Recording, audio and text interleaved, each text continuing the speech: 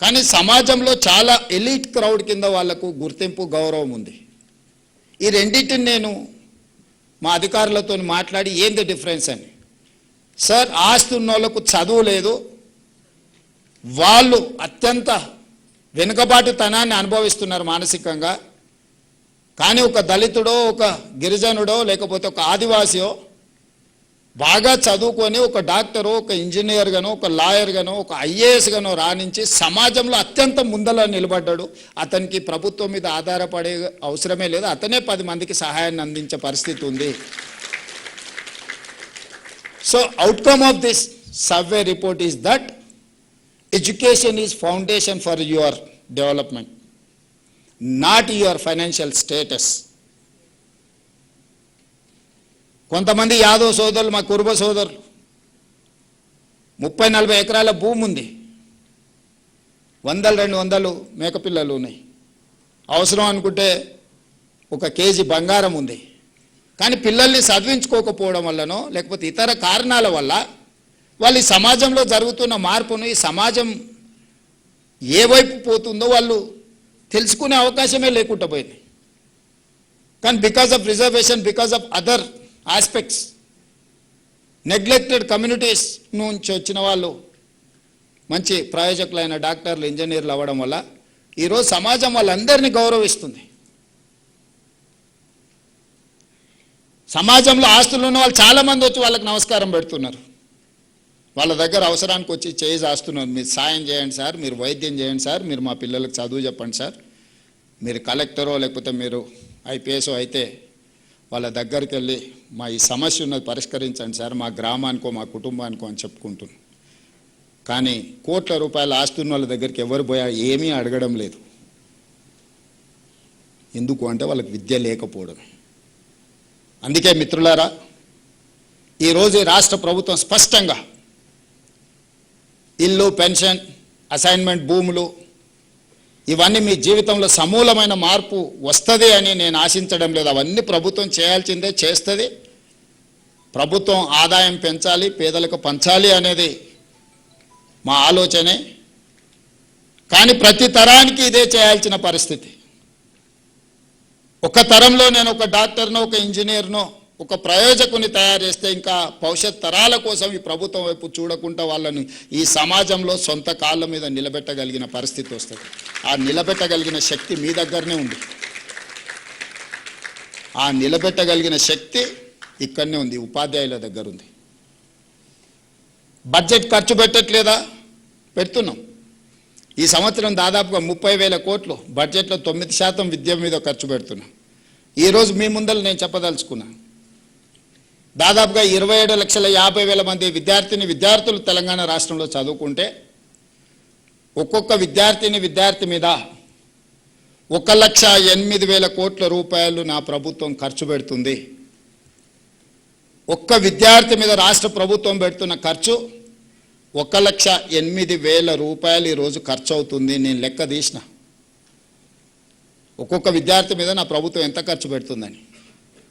మరి 1,08,000 రూపాయలు నేను ఖర్చు పెట్టినప్పుడు ఆ పిల్లలకి ఎంత నాణ్యమైన విద్యను అందించాలనో మీరు ఒకసారి ఆలోచన చేయండి. ఇవాళ ప్రైవేట్ స్కూల్కు పంపించుకుంటే నెలకు 2,000 ఫీజు కట్టుకున్న తల్లిదండ్రులు వాళ్ళు పెడుతున్న ఖర్చు 24,000.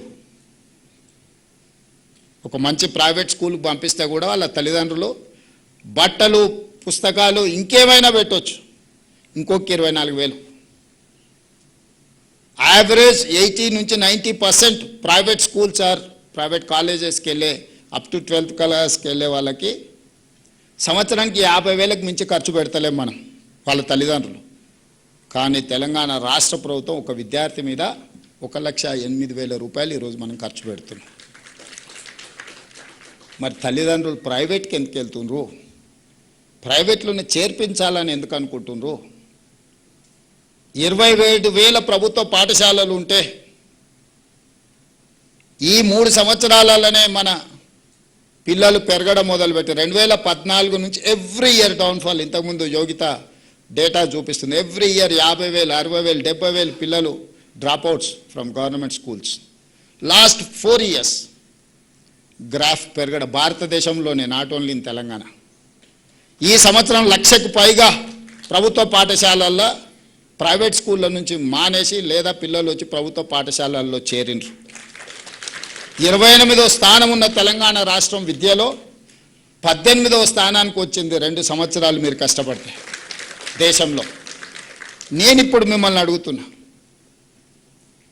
2023 డిసెంబర్ కంటే ముందు మీరే టీచర్లు,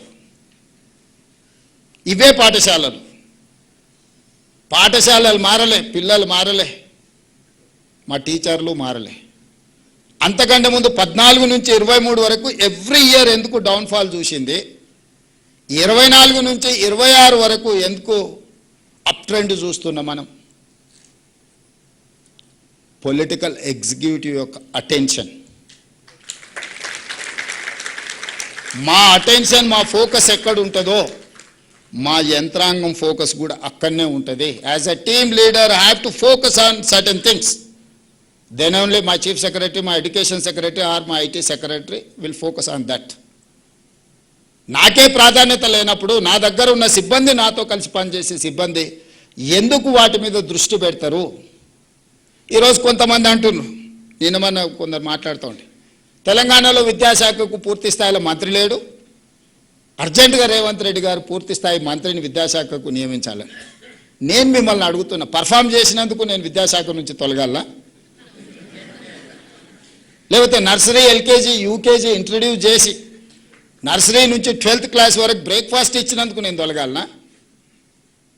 లేదంటే 14 సంవత్సరాలు మీ ప్రమోషన్స్, మీ ట్రాన్స్ఫర్స్ లేకపోతే 23,000 మందికి ప్రమోషన్లు ఇచ్చి 30,000 పైగా టీచర్లను ట్రాన్స్ఫర్స్ చేసినందుకు విద్యాశాఖ మంత్రిగా నేను తొలగాలనా? 1956లో మొదలుపెట్టిన ఐటీఐలను ఆనాటి డీజిల్ మెకానిక్ లేకపోతే ఆనాడు ఉన్న నైపుణ్యాన్ని ఈ రోజు వరకు 70 సంవత్సరాలైనా అదే నేర్పిస్తున్న ఐటీఐలను ఏటీసీలుగా, అడ్వాన్స్డ్ టెక్నాలజీ సెంటర్స్గా 119 నియోజకవర్గాలలో 119 మొదలుపెట్టి 3,000 కోట్ల రూపాయలు ఖర్చు పెడితే వాటిని అప్గ్రేడ్ చేయడానికి 86% టాటా ఇన్స్టిట్యూట్ ఇన్వెస్ట్ చేసింది. ఓన్లీ 14% స్టేట్ గవర్నమెంట్ పెట్టింది. ట్రైనర్స్ ట్రైనింగ్ టాటా ఇచ్చింది. రాబోయే 10 సంవత్సరాల ఇన్స్టిట్యూషన్స్ను వాళ్ళే నిర్వహిస్తామని టాటాను తీసుకొచ్చి ఐటీఐలను ఏటీసీలుగా మార్చినందుకు ఈరోజు విద్యాశాఖ మంత్రిగా నేను రాజీనామా చేయాలనా? నిర్లక్ష్యానికి లోనైన పాలిటెక్నిక్లను ఒకప్పుడు ఐటీలో చేరితే మా పిల్లగాడు అమెరికాకి వెళ్తాడు, డాలర్లు వస్తే దాంతోపాటు పెళ్ళై కట్నం కూడా వస్తుంది అనే తల్లిదండ్రులు ఈరోజు ఆర్టిఫిషియల్ ఇంటెలిజెన్స్ వల్ల వేలాది లక్షలాది మంది ఉద్యోగాలు పోయి తల్లిదండ్రులకు భారమై వెనక్కి రాలేక అక్కడ ఉండలేక సమస్యలు ఎదుర్కొంటుంటే ప్రపంచంలో వచ్చిన మార్పు, వైట్ కాలర్ జాబ్స్ లేవు, వైట్ కాలర్ జాబ్స్కు కష్టం అనుకున్నప్పుడు యంగ్ ఇండియా స్కిల్స్ యూనివర్సిటీని మొదలుపెట్టి వాళ్ళకి స్కిల్ నేర్పించి certificate course, diploma course, degree course